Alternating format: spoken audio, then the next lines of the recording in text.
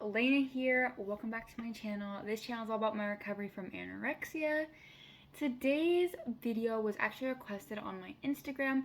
It's a video about how to help your parents understand, what you're going through and be a lot more understanding about it and telling, just all of that. So without further ado, let's jump right into the video.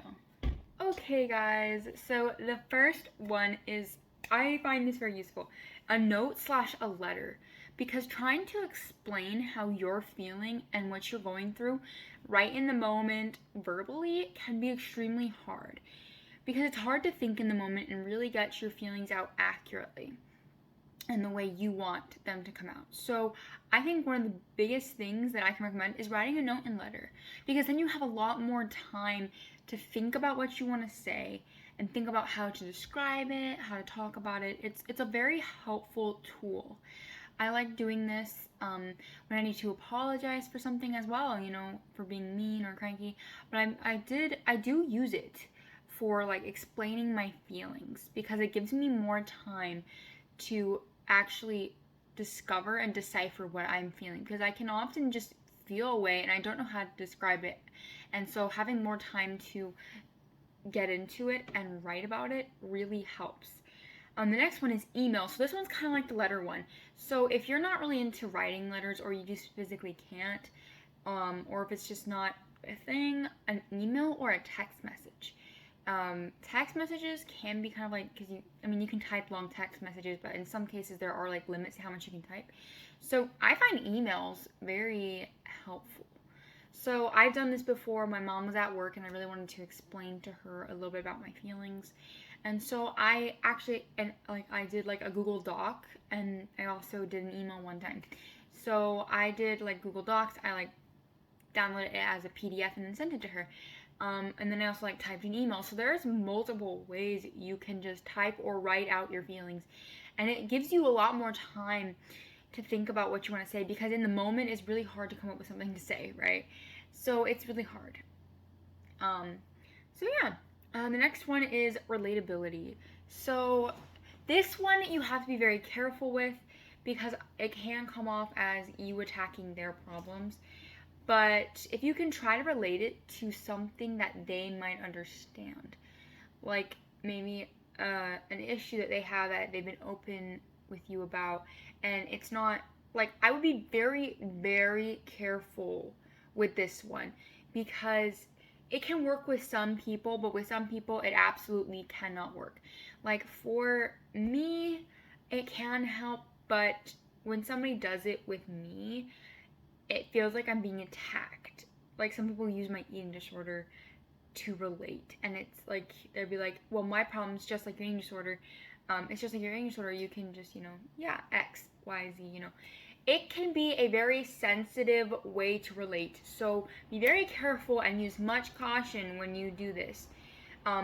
Maybe try to see what kind of a person are they? Are they somebody that won't take it offensively, or will they take it offensively? Be very, very careful with this one, guys. I only say it because it is an option if you just are running out of options and you just can't think of anything else. But just be very careful with this, and be aware that it may not always be received very positively. Number 4, this one is extremely important. Talk calmly. If you are yelling at your parents about how you feel, sometimes parents just don't listen and they just ignore your feelings or invalidate your feelings. I understand that. It can be very frustrating. I've yelled. 100%, I have yelled a lot. And it doesn't help me get my point across. It actually makes them mad, and it actually just creates a contentious environment. So try to maybe discuss with them and be like, hey, I want to have a calm conversation about how I'm feeling, about how you're feeling, and make sure that you use calm tones, calm voices, and in a calm environment, so that it's just safe and relaxed, and you both are relaxed. And to go with that, you can either talk to, if you have both parents in the picture, maybe you could talk to them together, you could talk to them apart, whichever is easier. If your parents are separated or divorced, or maybe one of them is passed on, you could possibly, talk to them separately. If you are being raised by someone other than your parents, this still applies. Talk calmly, maybe talk with them one-on-one, maybe talk with them together. Really, and maybe it's a whole family thing. Maybe you need to talk with your family all together, or talk with the individuals of your family. Feelings and having people talking calmly to each other helps the environment be more positive and not negative and an angry environment. It's just when you're yelling, nothing gets solved because it's just a bunch of yelling and anger and frustration and hot air. So try to talk calmly. I get it. Things are frustrating. I can't tell you how many times I have just yelled at my family because I was so frustrated that they weren't listening or they were attacking me. And I think it's just really important to remember that there's a lot of frustration all around, and talking calmly might help soothe some of that frustration. Number 5, be honest. Because when you are keeping things from your family, it will be very hard for them to understand. When you're keeping things from your parents, it'll be very hard for them to understand what you're going through if you're not telling them everything. And I get it, secrets, everybody has a few secrets, but keeping things a secret can be a way for your eating disorder to try to keep itself in your life and hold you back in recovery. So being honest with your team and your parents or whoever is raising you is very important. Being open and honest. And I find it very hard to be open and honest with my family because I know that I have this backhand fear that they're going to stop me from engaging in behaviors that aren't good for me, but I use them as my coping mechanisms. But it's very important for them to know what you're going through so that they can help you stop engaging in behaviors that aren't healthy for you. They can't understand what they don't know.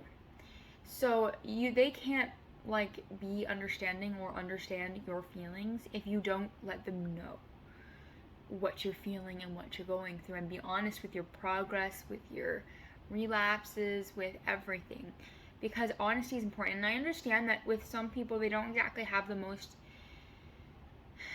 approachable parents, and they don't have the most respective parents or parents that you can open up to. There are situations where it's very hard to open up to your parents, and it doesn't even have to be your parents. Whoever is supporting you in your recovery, being open and honest with them is very important. This will help them understand, because like I said, they can't understand what they don't know. So I'll throw this out there too. If you don't really have anyone to lean on in recovery, my DMs are always open. I'm here to help you guys, here to support you guys. I understand that finding a recovery team can be hard, and sometimes people are battling alone, but you're never truly alone. God is always with you. I'm always here. Please reach out to me. I love helping people, and I love helping you guys. And I understand a lot of the hardships. Because recovery, sorry, I have hair in my face, and my bangs poke my face. It's makes me want to sneeze. But yeah, just being open and honest. Number 6, relate to something that everyone, a general broad audience, might understand. So how I have done that is I've said it's like being in the Hunger Games. Every day you're going up against a bunch of there's one long hair that's tickling my nose. It's like it's like living in the Hunger Games, right? You have a bunch of tributes who day after day are coming after you, trying to kill you, and your eating disorder is like the game master, and they're pulling the puppet strings. They're behind everything. And the tributes are like the attacks of the eating disorder. Every day you have to face them. And it's really, that was one of the most relatable things that I've ever experienced when I realized that, is that it is like that, honestly, a lot, because it's very hard. And every day you're looking up in the sky, seeing all the things that you're losing and all the things that you've lost. And it's hard, And even when you escape the first time out of the Hunger Games and you somehow survive, it's like you feel like you always have to go back. Like you go to sleep and then you're like, oh, I'm back. So yeah, try to find something like a scenario, a movie, a book, and something that they can relate to, and that's something that they'd be like, oh, okay, that's a bit more understandable, So relating things to something that they can understand is very helpful. So yeah, and I think that's the last one that I have for now, but I also wanted to talk about this statement. So I came up with this a little while ago, and it was mind-blowing for me because everyone had been telling me, and when I said they didn't understand, they're like, I have been very understanding throughout this whole thing, and I have been there for you, and I have been understanding. And one thing I like to say, this can also be like for people who don't have eating disorders to hear, and people who do. There is a difference between being understanding and understanding what they're going through. So there is a difference, and it was so nice to put a phrase on what I was feeling. So being understanding is being supportive and being like, I understand that you're going through a hard time. I'm not gonna hold it against you, right? That's like being understanding. But understanding what someone's going through is you've been there. You have done that. You are doing that, or all the above. You have been there, done that, something like that. You're doing that. You know what they're feeling. You know what they're going through because you've been there. So there is a difference in being understanding and understanding what someone's going through. So saying that, oh, I've been so understanding, when somebody tells you that you don't understand, that's not a very good response because they're valid in what they're feeling. Being understanding is different than understanding. I have friends who have been through eating disorders, who are going through eating disorders, and they understand what I'm feeling. They understand my feelings, most of my feelings. They understand because they've been there. But I also have a lot of friends and a lot of family who are being understanding because they are supporting me. They're like, I'm not holding this against you. I know this isn't you. This is your eating disorder. They are being understanding. So there is a key difference. And so when I told my mom and my dad and my sisters this, I think it really helped because it helps them see that I recognize that they're being understanding, but that they have not been in the shoes that I am in. They have not really had anorexia. So, I mean, I have had family members who have had issues with food and unhealthy relationships with food, but they haven't really fully understood. So when you tell them that, tell it to them nicely, tell it to them calmly, help them know that you see that they are being understanding, but that being understanding is different than understanding what they're going through. So this is a key phrase, I feel like. I feel like it really helps open people's eyes. Because I want my family and my friends to know that I see their efforts and I appreciate their efforts. But that they cannot fully understand what I'm going through because they have not been there. They have not been through anorexia.